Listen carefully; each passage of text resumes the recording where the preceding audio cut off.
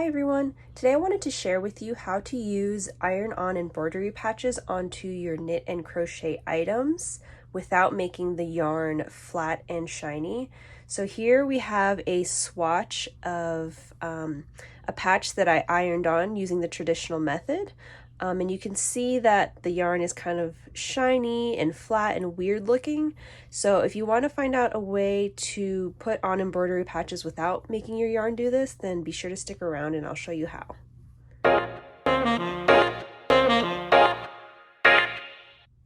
So all you're going to need for this project is your knit or crochet item that you want to embroider the patch onto, and then your embroidery patch.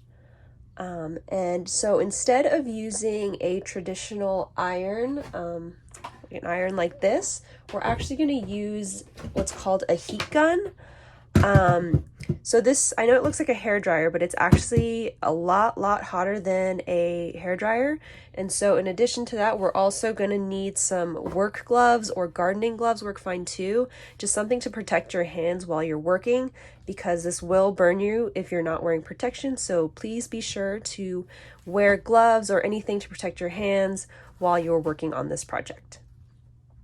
So just some details on the heat gun. This one was really cheap. I got it for like $9, I think, at Harbor Freight.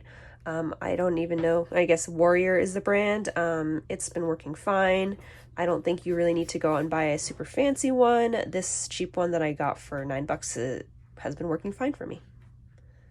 If you own a heat gun already, but you don't have work gloves, do not do this project unless you have the gloves. Okay, so to get started with the project, first we're going to put on your work gloves or gardening gloves, something that's just super thick and able to protect your hands from the heat. I'm putting it on my left hand because I'm going to be holding the gun with my right hand. So whatever hand is not holding the gun is the one that you're going to want to have the glove on. So whenever you're ready to begin, you just go ahead and plug in your heat gun. This one has, I don't know if you can see, 3 settings. There's off, low, and high. So I'm just going to start it off on low.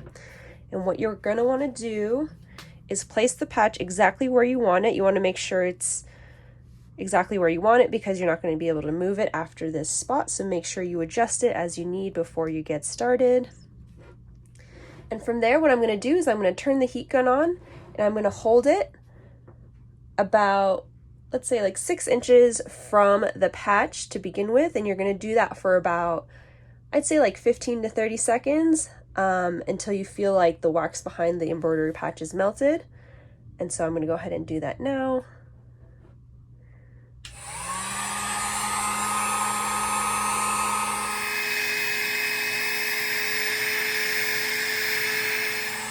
All right, so I just did that for about 30 seconds, and here's where it's important that you're wearing gloves.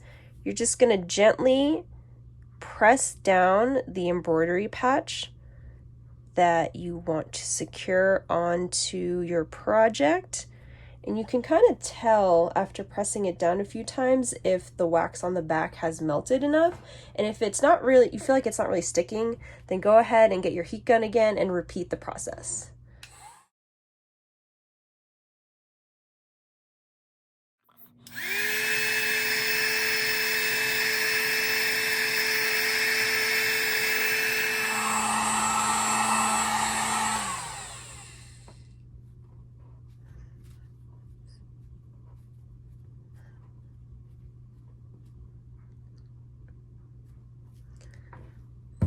All right, so that is just about on there. If you feel like you need to repeat that process a couple times, just go ahead and let it cool down for a couple minutes. And if it still feel like it's not really stuck on there, like this one is really secure on there, just go ahead and keep repeating the process until you feel like it is stuck on there strong enough.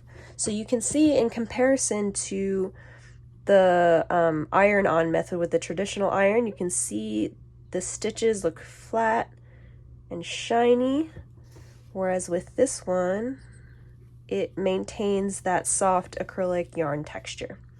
So if you have any questions or comments, be sure to leave them in the comments below, and I would be happy to help you out. Thank you so much for watching.